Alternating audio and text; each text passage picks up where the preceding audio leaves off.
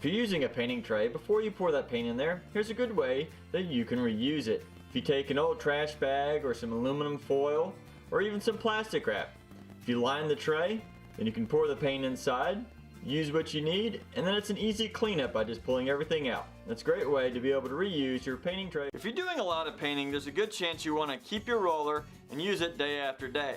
Now there's an old trick, is if you take your roller and you put it inside of a plastic bag and you wrap it up real tight in that bag, it's going to stay nice and moist for several days and you can use it over and over again.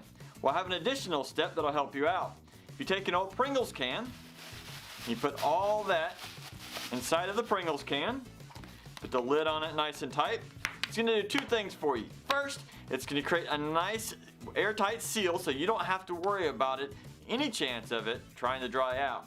And secondly, if by chance there is a leak anywhere in that bag, now you don't have to worry about it getting all over your stuff because it's going to stay nice inside, right in there in that Pringles can. If you use a brush with a bunch of oil type paints, then you'll need to put it in some kind of a cleaning solution. Now if you take it and you just put it in the jar with the cleaning solution, there's a good chance that it's going to deform the bottom of the brush and therefore kind of just ruin the brush, especially if you have real soft bristles.